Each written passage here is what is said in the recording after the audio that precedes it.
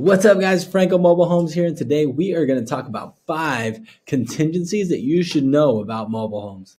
This is where we show you the ins and outs and everything there is to know about mobile homes. It is truly our mission to transform lives through mobile homes. So thanks for watching Franco Mobile Homes. So before we get into the 5 contingencies, let's get into what is a contingency. A contingency is something that needs to happen or occur in order for this whole transaction to go through. So meaning if this, then that. If the inspection comes out okay, then I will continue to purchase, right? That's what a contingency is. It's basically a condition that's needed to be met in order for this whole transaction from the purchase agreement to go through. So contingencies will have different meanings depending on which side of the transaction you are on. Are you the buyer of the mobile home or are you the seller of the mobile home? Usually contingencies are put in place by the buyer to protect them by having an exit out of purchasing the mobile home. So it's a condition that it needs to happen on the buyer side in most cases. So on the seller's end, usually their goal is to try to remove as many contingencies as they can from the buyer to make them committed to purchasing the home. If the seller knocks out all these 5 contingencies or whatever contingencies there are, then that means that the buyer's EMD, their initial deposit, can now be at risk for the seller to keep if the buyer doesn't upkeep their offer. So on one end, the buyer has contingencies and has an exit to back out from the sale of the home. And on the other end, the seller wants to try to knock these contingencies out so that the buyer is now committed and very committed to going through with the purchase. Every market's different, but sometimes you'll have buyers that really need a home and it's very competitive to purchase a home, and you'll want to make offers and release contingencies at the purchase period or at the offer period to make your offer more attractive. But we'll get into that later. So let's get to the first contingency, which is the inspection contingency.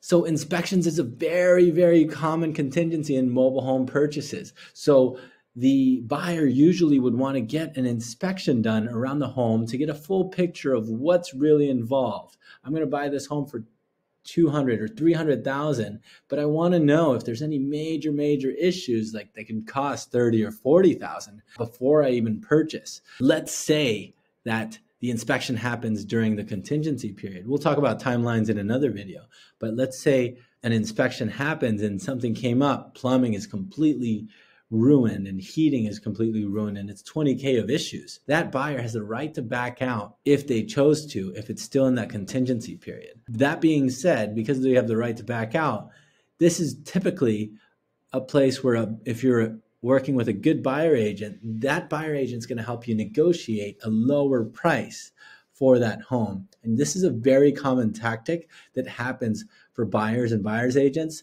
to try to negotiate this down.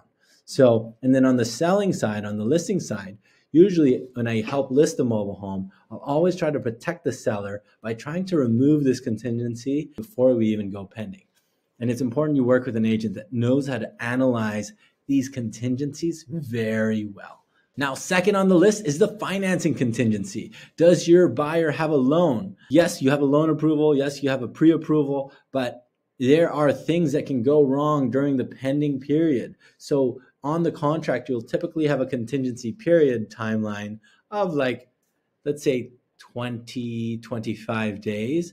If that loan doesn't get cleared within those days, then you'll have to ask for an inspection, or the seller can back out or the buyer can back out. The buyer can be forced to cancel if they don't reach that contingency. So I've been in many markets where I'm helping a seller and we're pending on a home, and then we'll have another offer come in behind saying, hey, if this falls out, I'll give you $20,000 more. Me representing the seller, I'll be like, this gives us motive to push the buyer to really hit these contingencies, because I can be like, hey, buyer number 1, you are late on your contingency. We're going to send a notice to perform and cancel on you because we have another buyer that's willing to pay more. And these are perfect negotiation tools. And having the right agent to help you on this negotiation is going to help you get $10,000, $5,000 more, whatever it is on your home. The third is an appraisal contingency. So having an appraisal is actually part of the financing contingency. Basically, when you have an appraiser come out, does the appraisal come close to what we purchased at? In a fast appreciating market, it's not always the case. If we're selling for $300,000, you'll see something appraised for like $295,000. Sometimes the buyer agent will try to negotiate for that, but depending on the market, you might not be able to push for that much more on this. What's more common is to push for more on the inspection contingency. Now, the fourth contingency, a lot of people forget this, but we are in mobile home parks, so there is a park approval contingency.